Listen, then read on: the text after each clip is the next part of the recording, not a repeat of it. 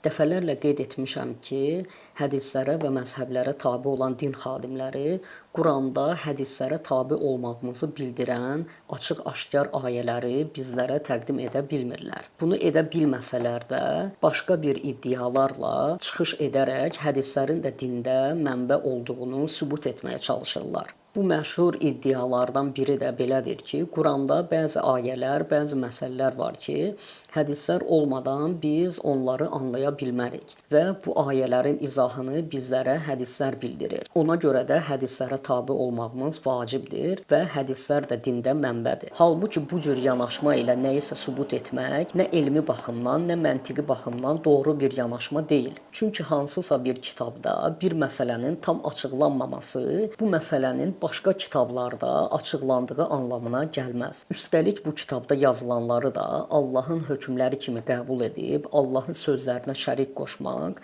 ciddi bir xətaya düşməyimizə yol aça bilər. Bir kitabda müəyyən mövzuların olmaması və yaxud tam açıqlanmamasından bir neçə ehtimal çıxara bilərik. Birinci ehtimal bu ola bilər ki, kitabın yazarı bu məsələlər haqqında ətraflı danışmaq istəməyib. İkinci ehtimal bu ola bilər ki, bu məsələləri yazar ətraflı izah edib, sadəcə bizim elmimiz bunları anlamağa yetmir. Üçüncü ehtimal da bu ola bilər ki, kitabın yazarı fərqli düşüncələrin olmasını problem görmür və bu məsələdə insanları sərbəst buraxıb. Hətta mənim anladığıma görə Quranda hamı eyni cür düşünməlidir, hamı hər şeyi eyni anlamalıdır deyə bir iddia da yoxdur. Quran fərqli düşüncələrə açıq bir kitabdır. Hətta Quranın hamı hər şeyi anlamalıdır deyə bir iddiası da yoxdur. Anlaya bilməyəcəyimiz və yaxud da zamanla anlayacağımız mövzular ola bilər ki, bu da çox normal bir məsələdir. Hətta Quranda bəzi məsələlərin iki cür anlaşıla biləcəyi haqqında da ayələr var. Bundan əlavə bəzi ayələrin mütəşabih, yəni bir-birinə bənzər anlamda olduğunu qeyd edən ayələr də var. Amma bu o demək deyil ki, Quranda hər şey iki cür anlaşıla bilər və yaxud ümumiyyətcə anlaşılmaya bilər. Quranın təməl mesajları hamı tərəfindən demək olar ki, eyni cür anlaşılır. Misal üçün Allahın təkliyi və ona şərik qoşmağın qadağan olduğunu bildirən ayələr, bu həyatımızın bir sonunun olduğunu və bütün əməllərimizə görə hesab verəcəyimizi qeyd edən ayələr, Allahın bizə kitablar, rəsullar, yəni elçilər göndərdiyini bildirən ayələr, yalanın, oğurluğun, qeybətin, təcavüzün, haqsız yerə insan malını yeməyin haram olduğunu bildirən ayələr, bizi kimi düşünməsələr belə müxtəlif fikirdə olan insanlara hörmət etməyi və onlara zülm etməməyi bildirən ayələr, dürüst olmaq, insanları aldatmamaq, mallarına göz tikməmək və buna bənzər bir xeyli ayələri hamı tərəfindən eyni anlaşıldığını görə bilərik. Burada bir məsələni qeyd edim ki, Quranda hansısa bir ayəni fərqli anlamaqla bir məsələ haqqında iki fərqli hədisin olmağı eyni bir şey deyil. Çünki bir cümlədən fərqli anlayışların çıxmağı normal ola bilər. Amma bir məsələ haqqında iki fərqli əmrin, iki fərqli hökmün, iki fərqli hədisin, hətta bir-birinə zid olan sözlərin olmağı normal deyil. Ona görə də bunların ikisini müqayisə etmək də doğru deyil. Bunu daha da ətraflı izah etmək üçün yenə də Ramazanla bağlı olan ayələrdən yola çıxaraq mövzumuza qayıtmaq istəyirəm. Nə deyirdik? Deməli, din xadimləri hədislərə də tabe olmağımızın vacib olduğunu vurğulamaq üçün bəzi məşhur iddialar irəli sürürlər. Onlardan biri də Quranda bəzi məsələlər tam anlaşılmır, ona görə hədislərə ehtiyac var. Buradan da yola çıxaraq hədislərin dində mənbə olduğu və hədislərə tabe olmağımızın vacib olduğunu iddia edirlər. Mən də buna əsaslanaraq elə Ramazanla bağlı ayələrdə bəzi məsələlər var ki, zahirən sanki anlaşılmır və bunların izahını din xadimlərindən tələb edərək bunlar haqqda yekdil bir hədisləri təqdim etməklərini istəyəcəm. Ramazanla bağlı ayələrdən birində qeyd olunur ki, kim xəstə və yaxud səfərdə olarsa, tutmadığı günlərin əvəzini bir sonraki günlərdə tutsunlar. Din xadimləri iddia edirlər ki, burada yazılan səfər məsələsini hədislər olmadan anlamağımız çox çətindir və ona görə bunu izah edən hədislərə ehtiyacımız var. Mən də deyirəm, tamam, gəlin baxaq bu səfər məsələsini niyə görə anlaya bilmirik və doğrudanmı hədislər bizlərə bu səfər məsələsini tam izah edir. Ayədə qısa və anlaşılan şəkildə qeyd olunur ki, xəstə olan və yaxud səfərdə olan insanlar oruc tutmaya bilərlər. Və ardınca da qeyd olunur ki, Allah sizə çətinlik istəmir, sizə asanlıq istəyir. Elə ayədə qeyd olunan Allah sizə çətinlik yox, asanlıq istəyir sözündən yola çıxaraq anlamaq olar ki, xəstəlik və səfər insana çətinlik yaradarsa oruc tutmaya bilər. Bu qədər. Yəni səfər məsələsi neçə kilometr getdiyimə və yaxud getdiyim yerdə neçə gün qalmağıma və sair məsələlərə bağlı bir məsələ deyil. Burada əsas meyar xəstəliyin və səfərin insana çətin olub olmamasına bağlıdır. Bu səfərin çətin və yaxud asan olduğunu da səfərdə oruc tutub tutmayacağında insan özü qərar verəcək. Ayədən bu anlayışın çıxdığını elə din xadimləri özləri də qəbul edirlər. Çətinlik yoxdursa, səfərə də çıxsa, o oruçlu idi, tamamlaya bilər. Əgər ağır gələrsə səfərdə, orucuna ağır gələrsə, orucunu poza da bilər və günahı yoxdur. Bəli, günahı yoxdur, orucunu poza bilər. Yuridu bikumullahu yusra və la yuridu bikumul usr. Allah sizin üçün bəli, asanlıq istəyir, çətinlik istəmir.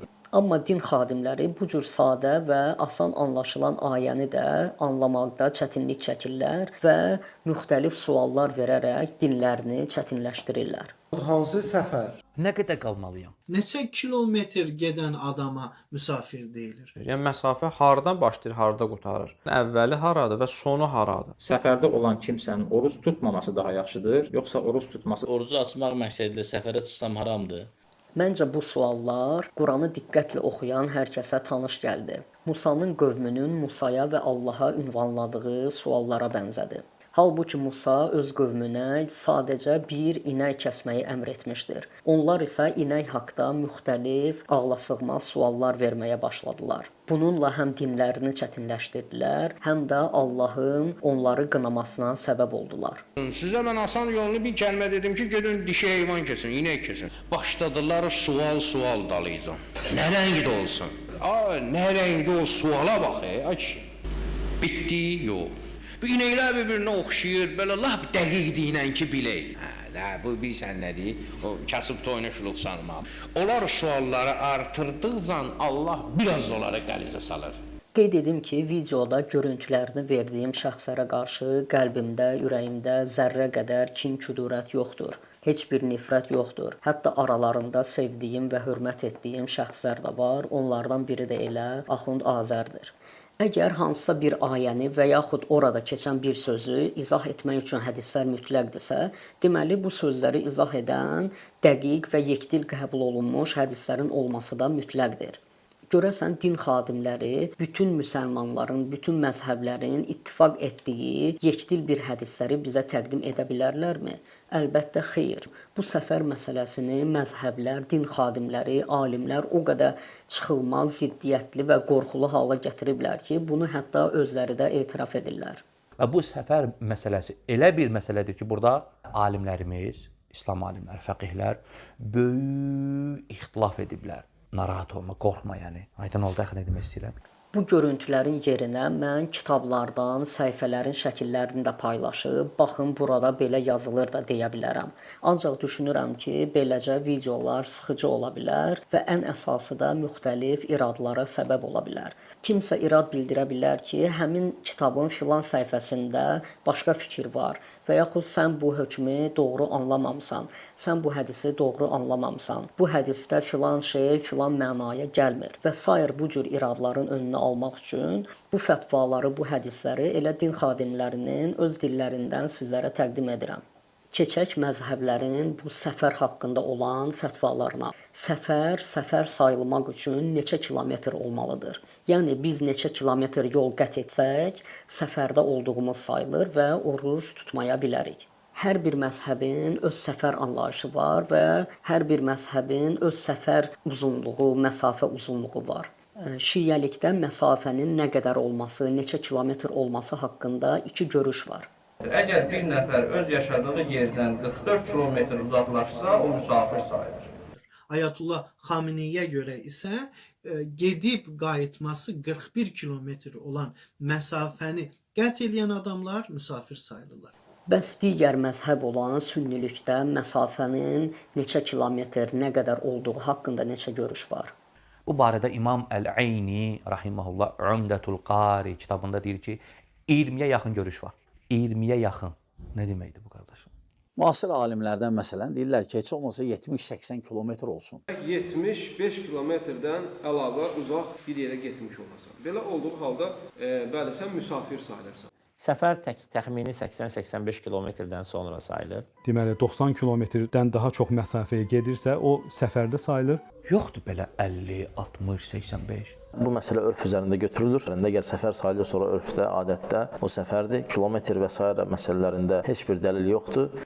İxtilafların və fikir fərqliliklərinin sayını məncə siz də görə bildiniz. Amma nə iddia edirdilər, gəlin bir də dinləyək. Əgər biz səhih sünnədən uzaq düşsük və yaxud hədisi hüccət bilməsək, hesab eləməsək, fəqət Qur'andan istəsik ki, şəriət hökmlərini istinbat eləyə başa düşək, o zaman mən deyəcəm 5 kilometr səfər eləsən, sən musafir sayılırsan, oruc lazımdır. O biri deyəcək 10 kilometr, o biri deyəcək 20 kilometr, biri deyəcək 100 kilometr, biri deyəcək 1000 kilometr və s. və s. və s. Bu o zaman hansı birimiz biləcək ki, biz Qur'ana uyğun əməl eləmişik. Bəs indi nə oldu?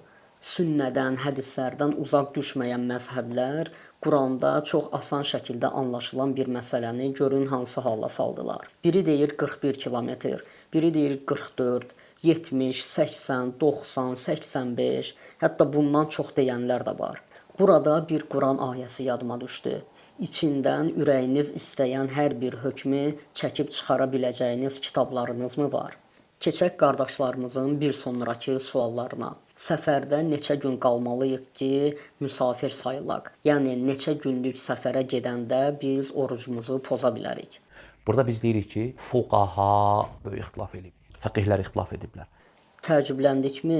Əlbəttə xeyr. Öyrəşmişik alimlərin, din xadimlərinin asan anlaşılan məsələləri ixtilaflı, ziddiyyətli və qorxulu bir hala salmaqlarına. Səfərə getdiyimiz yerdə neçə gün qaldıqda müsafir sayılacağımız haqda şiəlikdə yekdil bir qərar var. Bu adam ki getdi 10 gündən az qalsa orucunu yeyəcək. 10 gündən çox qalsa ona deyilir qəsdiqamə. O orucunu bütöv tutacaq. Yəni bir nəfər gedir bir yerdə, həmin yerə çatandan sonra niyyəti budur ki 10 gün burada qalacam, orada oruç tuta bilər. Yəni orucu tutmalıdır. Sünnilikdə isə bir xeyli ixtilaflar və fərqli görüşlər var.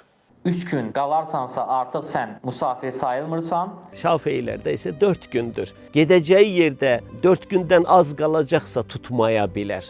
Hənəfilərə görə, İmam Azam Əbu Hənifəyə görə 14 gündən az qalacaqsa o həmişə səfəri sayılır. Bəzi alimlər 17 gün demiş, bəzi alimlər 19 gün demiş, bəzi alimlər 6 ay demiş. Üçüncü görüşdə olan alimlər nə deyiblər qardaşlar? Bu da məşhurdur bu görüş. Deyiblər ki, burada gün yoxdur. Nə 4, nə 19. Vaxt yoxdur burada. Qayıtmaq niyyətindəsənsə, getmirsən, qayıdacaqsan, düzdür? Deyiblər ki, sən səfərdəsən. Əlbəttə, hər kəsin dediyi sözdə dəlili var. Cürbəcür fikirlər və fətvalar var və hamısının da özünə görə dəlilləri var. Bəs Qurandan müxtəlif fikirlər ortaya çıxmasın deyə hədislər Quranı bizə izah edib, yekdil bir fikirdə cəm edəcəkdir. Necə oldu bu məsələ? Səfər və səfər orucu haqqında ixtilaflar və fətvalar bununla da bitmir. Səfər etdikdən sonra orucumuzu mütləq pozmalıyıq, yoxsa orucu tutub davam edə də bilərik. Bu haqda da müxtəlif fikirlər, fətvalar verib, ziddiyyətli fikirlər ortaya qoyublar. Gəlin ilk olaraq sünni təriqətinin səfərdə oruc tutub tutmayacağımız haqqında olan fətvalarına baxaq. Sən səfərdə olsan da belə, sənin halına görə əfzəl sənin oruç tutmağındır. Nəyə görə?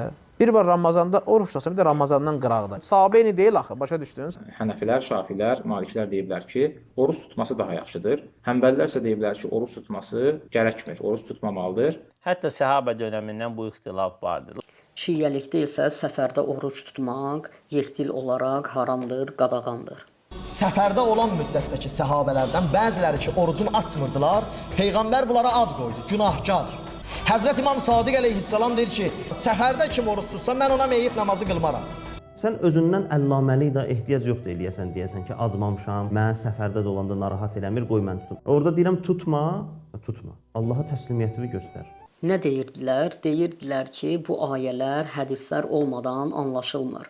Amma baxırıq ki, Bir məzhəb öz məzhəbinin doğru olduğunu digər məzhəbə sübut etmək üçün elə bu anlaşılmayan dedikləri ayələrdən dəlillər gətirirlər. Əhlüsünnənin məşhur məzhəblərində vacib 4 səfərdə orucu açsın. İxtiyar sahibidirlər. Yəni istəyirsən aç, istəyirsən açma. Ancaq Əhl-i-Beyt məktəbində isə vacibdir açasan. Quranın zahirindən başa düşülən Əhl-i-Beyt məktəbinin doğruluğudur. Niyə görə? Çünki Allah deyir ki, əgər hər kəs xəstə olsa və səfərdə olsa, digər günlərdə oruç tutacaq. Bəs nə oldu? Deyirdiniz ki, Qurandan ayələri oxuyub özümüz anlaya bilmərik. Deməli, lazım olanda elə ayələri birbaşa anlaya bilirik və qarmaqarışıq hədislərə də ehtiyac qalmır. Düşünün ki, videonun əvvəlindən bura qədər sadaladığım, göstərdiyim müxtəlif və ziddiyyətli fətvalar, fikirlər, hədislər Quranda Ramazanla bağlı keçən bir ayənin içində olan balaca bir səfər sözünə aiddir. Bu qədər hədislərin, fətvaların olmasına baxmayaraq, yenə də Peyğəmbər bu söz haqqında nə deyib deyə yekdil bir fikir ortaya qoya bilmirlər. Biz yenə də davam edək. Ramazanla bağlı ayədə imsakın və iftarın vaxtı da açıq-aşkar qeyd olunub. Ayədə belə deyilir: Fəcr vaxtı, yəni sübh vaxtı ağ sap, qara sapdan sizə görə ayırd edilənə qədər yeyib için. Bir sözlə desək, gündüzlə gecəni bir-birindən ayıran xətti gördüyümüz zaman yeyib içməyimizi saxlaya bilərik. Yəni bu zamana qədər yeyib içə bilərik.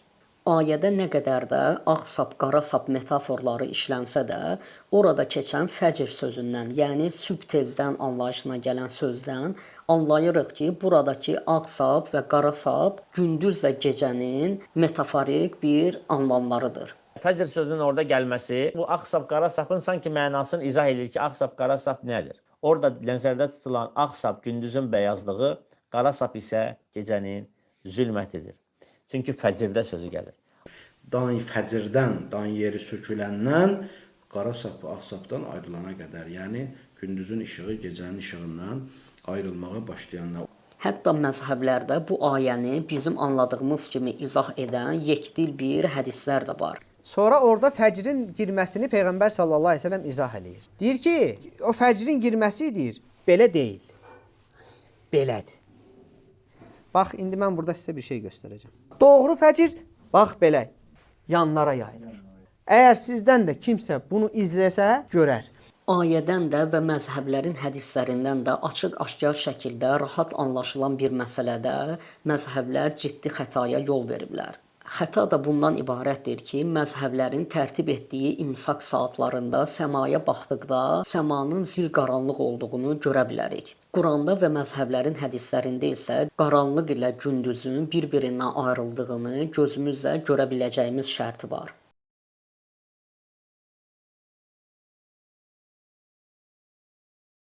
İmsak saatlarının yanlış olduğunu din xadimlərinə bildirdikdə belə bir irad bildirirlər ki, müasir zamanda hündür binaların içərisində yaşadığımız şəhərdə gecə ilə gündüzün bir-birindən ayrılmasını gözümüzlə görə bilmərik. Bunu yalnız açıqlıq, dəniz qırağında və sair açıq bir ərazilərdə görə bilərik. Bizim bu günləri yaşadığımız devirdə bunu şəhərlərdə müşahidə etmək çox çətindir. Onu ya dənizin ortasında, ya səhranın ortasında, tam zülmət bir yerdə müşahidə etmək lazımdır ki, onun doğru gerçəyi vaxtını anlaşılsın. Amma inanın ki, bu sözləri də doğru deyil. Çünki içi mən qarışıq bir neçə adam tanıyıram ki, bu məsələni dəniz qırağına gedərək, açıqlıq bir yerə gedərək və həmin bu məzhəblərin tərtib etdiyi saatlarda səma dediyimiz kimi zil qaranlıq halda olur. Quranın bildirdiyi imsak saatı ilə məzhəblərin tərtib etdiyi imsak saat cədvəlləri arasında ən azı 20 dəqiqə, ən çox 30 dəqiqə, 35 dəqiqə zaman fərqi var. İmsak saatlarının xətalı olduğunu qəbul edən din xadimləri də var. Amma bildiyiniz kimi onlar da buna necəsə cavab verməyə çalışırlar. Bəziləri cədvəllərdəki olan imsak vaxtını təksib eləyirlər, hansı ki sübh namazının daxil olma vaxtıdır və deyirlər ki, bu əslində yalançı fəcrin vaxtıdır. Ola bilər belə olsun. Çünki bir çox ölkələrdə bunu müşahidə eləyəndə cədvəldəki vaxtların yanlış olduğunu görüblər. Lakin deyərək bu məsələnin altından çıxmağa çalışır. Amma səmimi bir insan dəqiq bir şəkildə yanlış olan bir şeyi gördükdə bunun yanlış olduğunu qəbul etməlidir və xəta etdiyini boynuna almalıdır. Amma görünən odur ki, əksər din xadimlərinin nə həqiqət, nə reallıq maraqlarında deyil. Onlar çoxluq nə edirsə ona tabe olurlar. Ata-babalarından nələri görüblərsə, onlar xətalı olsa belə davam etməyə çalışırlar. Eyni xətanı özləri də davam edib, sonrakı nəsillərə də bu cür xətalı bilgini ötürürlər. Burada da bir ayəni oxusaq məncə yerində olar. Onlara Allahın nazil etdiyinə tabe olun deyildikdə, onlar, xeyr, biz ata-babalarımızdan gördüyümüz şeylərə tabe oluruq deyirlər. Bəs ata-babaları bir şeyi yanlış anlayıb, doğru yolda deyirlərsə bəs necə olacaq? Bəzi şeyləri qeyd etdikcə başqa bir şeylər də ağlıma gəlir. Deməli, din xadimlərindən Quranı sizlər hədislərdən daha yaxşı anlaya bilməzsiniz iddiası ilə birgə, Quranı siz səhabələrdən də yaxşı anlaya bilməzsiniz iddiasını da, iradını da eşidirik. Gəlin elə bu ayə üzərindən Quranı bizdən daha yaxşı anladıqları iddia olunan səhabələrin sözlərinə də baxaq. Burada ağ sap, qara sap dedikdə, necə ki hədislər, səhabə bunu düz başa düşmür bu hədisi. Səhv eləmirəmsə Adi ibn Hatim olur. Özü danışır ki, deyir, mən bir ağ sap və qara sapı götürdüm və başımın altına qoydum və çıxardıb onu vaxtaşırıb baxırdım. Peyğəmbər sallallahu aleyhi və səlləmin vaxtında bir kişi bu ayəti eşidəndən sonra gedir ayaq barmaqlarının birinə, ayaq baş barmağının birinə ağ sap bağlayır, birinə qara sap bağlayır və hər dəfə baxır ki, görsün onlar bir-birindən seçilir, seçilmir ki, o qədər yeyib içsin. Nəinki imsak məsələsində, iftar məsələsində belə məzhəblər ixtilaf ediblər, öz aralarında müxtəlif fətvalar ortaya qoyublar. Ayədə qeyd olunur ki, orucunuzu gecəyə qədər, axşama qədər tutun. Amma məzhəblər, məzhəb alimləri bu sözü də anlamayıb, bunu izah edən hədis axtarışına çıxıblar. Amma gecə nə vaxt başlayır? Günəş batan kimi gecə başlayır, yoxsa işıqlıq çəkilənə qədər? Bunu Quran da bizə demir. Madam ki, Quran anlaşılmaz və Quranı yalnız hədislər vasitəsilə anlayarıq deyirsinizsə, buyurun bu sözü də hamınızın yekdil qəbul etdiyi bir hədislə izah edin. Təxmin etdiyiniz kimi bu məsələdə də məzhəblər öz aralarında ixtilaf ediblər. Bir məzhəb iddia edir ki, ayədə keçən axşam sözündən məqsəd gün batmağıdır, yəni gün batan kimi axşam hesab olunur və iftarı gün batan kimi dərhal açmalıyıq. Hətta iftarı gün batan kimi etməyib havanın biraz qaralmağını gözləmək yəhudilərə və xristianlara bənzəməkdir iddiasını irəli sürüblər. Günəş batan kimi oruç tutanlar da iftarını açmağın vaxtı başlayır. Ən xeyirli vaxt, ən düzgün vaxt həmin vaxtı iftar eləməkdir. Peyğəmbərə tabeçilik var burada. Peyğəmbər sallallahu əleyhi və səlləm bu cür edib. Kim ki vaxtı uzadarsa, deyər hələ qoy gözlüyüm. Bu da Yahudi və Nəsranilərin əlamətləridir. Digər məzhəbdə isə bu məsələ ixtilaflıdır. Bəzi alimlər qeyd ediblər ki, buradakı axşamdan məqsəd gün batmağı ilə başlanan zamandır. Yəni gün batdı, deməli axşamdır. Bir başqa alimlər isə qeyd edirlər ki, xeyr, yalnız günəşin qızartısı çəkildikdə axşam sayılır. Burada ixtilaf var. Bəzi alimlərin fətvasına görə günəş batdı, artıq gecədir. Şeyx Məhəmməd Təqi Behçət Allah rəhmət eləsin, o bu fətvası bu idi. Digər alimlərin fətvası budur. Ehtiyat vacibə görə gərək biz o qızartının da çəkilməsini gözləyək. Biz bu məsələdə ehtiyata əməl edirik. Əgər orucla bağlı ayələrdə keçən hər bir söz haqqında müxtəlif fikirlər ortaya qoyub, məsələni həll edə bilməyəcəkdirsə, onda niyə iddia edirdiniz ki, hədislər olmasa Quranı anlamarıq, hədislər olmasa müxtəlif fikirlər ortaya çıxa bilər. Elə bu axşam sözünü bir adam Quranda oxuyub, günün batması ilə axşam olduğunu desə, bir adam da xeyr, hava qaralanda axşam olur desə, burada nə problem var ki? Amma din xadimləri bunun problemli olduğunu deyib, özləri daha çox problem, daha çox fikir ortaya qoyurlar və məsələni həll edə bilmirlər.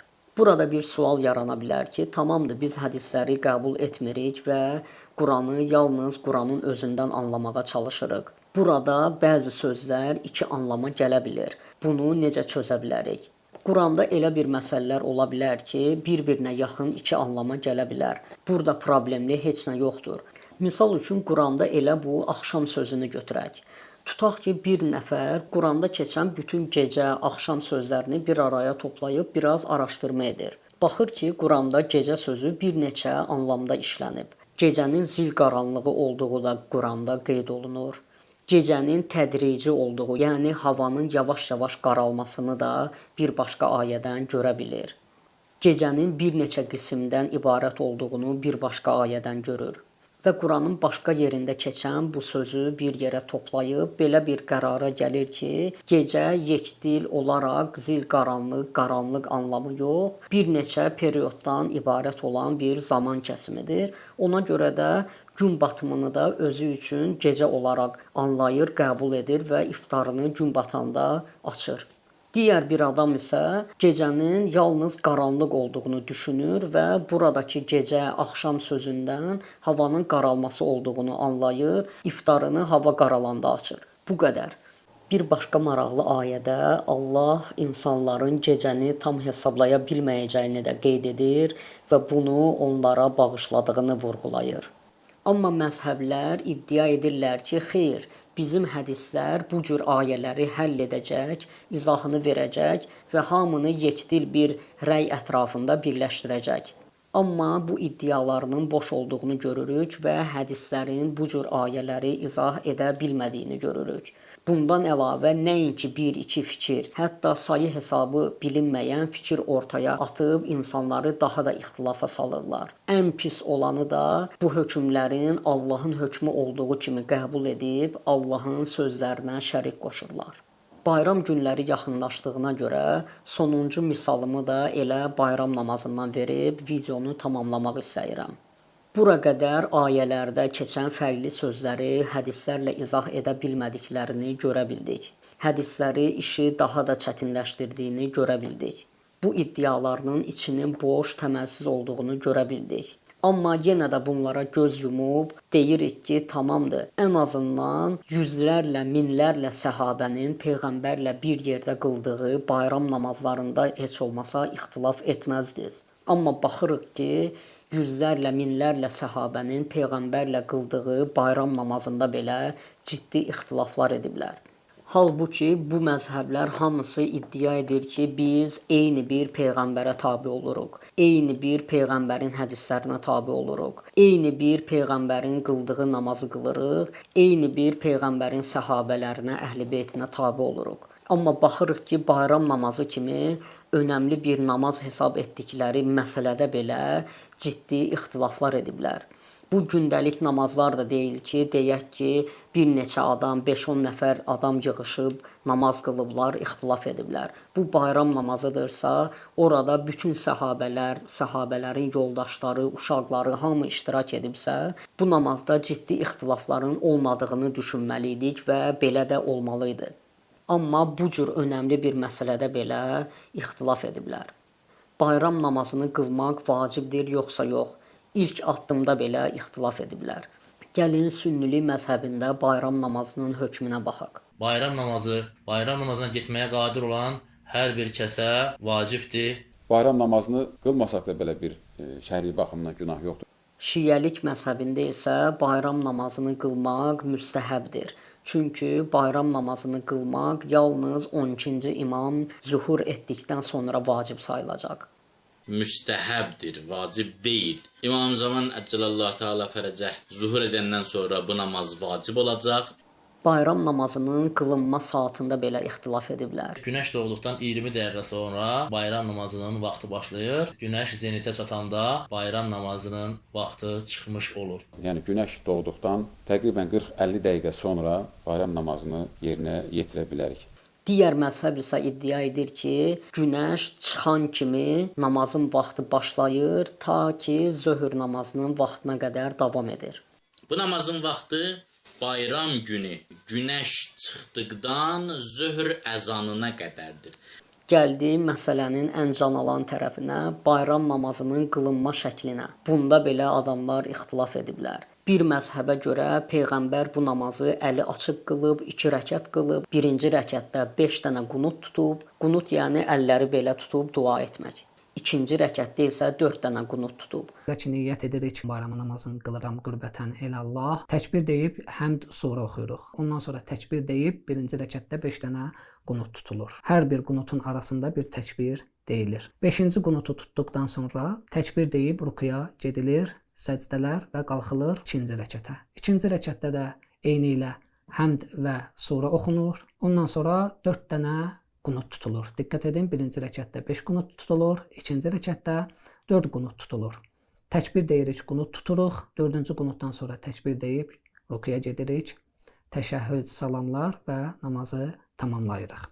Digər məzhəb isə iddia edir ki, həmin peyğəmbər bu namazı əli bağlı qılıb, 2 rəkət qılıb, birinci rəkətdə 7 və yaxud da 8 ədəd təkbir, yəni Allahu Əkbər deyib, qunut tutmayıb, ikinci rəkətdə də 5 ədəd təkbir deyib, namazı bitirib.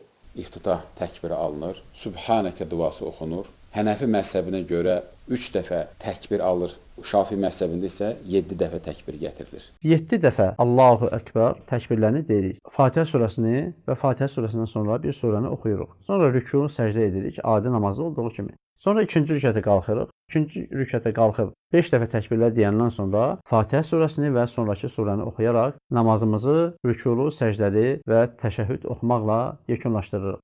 Hətta bu məzhəb öz içində belə namazdakı Allahu Əkbər, yəni təkbir saylarında ixtilaf ediblər. Təkbirlərin sayında alimlər ixtilaf ediblər. Birinci görüşdə olan alimlər deyiblər ki, Təkbiratul İhramdan sonra 6 dəfə. Maliki məzhəbi və Həmbəli məzhəbi bu görüşün üzərindədir. Və müasirlərdən Şeyx İbn Baz bu cür deyir. Bir qrup alimlər də deyiblər ki, bu Şafi məzhəbinin görüşüdür. Deyiblər ki, Təkbiratul İhramdan əlavə 7 təkbirdir. Birdən təkbir 8 olsa, 9 olsa, 7 olsa, 6 olsa, əlhamdülillah bayram namazı sayılır. Ziddiyyətli, ixtilaflı, qarmaqarışıq hədislər, sayı hesabı bilinməyən məzhəblərin, sayı hesabı bilinməyən fətvaları və sair ixtilaflı mövzuları burada toplamağımın səbəbi kiminsə inancını şübhə altına almaq deyil, kimisə acılamaq da deyil və yaxud da ixtilaflı fikirləri qabartmaqla hamının eyni cür yekdil düşünməli olduğu iddiasında olmağım da deyil. Müxtəlif fikirlərin olmağı problem deyil. Problem müxtəlif fikirlər olmaması üçün hədislər mütləqdir deyib yekdil qərara gələ bilməməkdir. Təbii ki, ən böyük problem bu hədisləri də Allahın hökmü kimi qəbul edib Allahın hökmlərinə şərik qoşmaqdır. Yəni bütün bu videonun bir tək səbəbi, bir tək ötürmək istədiyi mesaj var. Hədislərə və məzhəblərə tabe olanlara deyəndə ki, Qurandan bizə bir dənə də olsun ayə gətirin ki, hədislərə tabe olmaq vacibdir. Bunu edə bilməyən din xadimləri keçirlər başqa bir üsullara və müxtəlif iddialar irəli sürərək hədislərin də dində mənbə olduğunu, hədislərə tabe olmağımızın vacib olduğunu sübut etməyə çalışırlar. Bu iddialarından ən tanınanlarından biri də Quran hədislərsiz anlaşılmaz, Quranda bəzi şeyləri hədislər izah etməlidir iddiasıdır. Burada bunları toplamaqla göstərməyə çalışdım ki, bu iddialar içi boş və tutarsız iddialardır. Çünki hansı məsələni anlamarıq deyiblərsə, Quranda hansı məsələ anlaşılmazdır deyiblərsə, o məsələni yekdil olaraq hamının qəbul etdiyi hədislə, peyğəmbər sözü ilə həll edə bilməyiblər, izah edə bilməyiblər. Məcbur olub səhabə sözlərinə üst tuturlar, məcbur olub məzhəblərin fətvalarına üst tuturlar. O da yetmir, alimlərin ictihadlarına üst tuturlar. Yəni məsələ uzandıqca uzanır. Hədislərin də dində mənbə olduğuna, hədislərə tabe olmalı olduğumuza dair Qurandan dəlil gətirməlidirlər. Bunu edə bilmirlərsə, oturub bir anlıq düşünməlidirlər ki, əgər Allahın belə bir əmri olsaydı, bunu bizə açıq bir şəkildə bildirərdi. Və bu əmrin olmadığını görən məni kimi düşünənlər hədisləri dində mənbə necə qəbul edə bilərlər?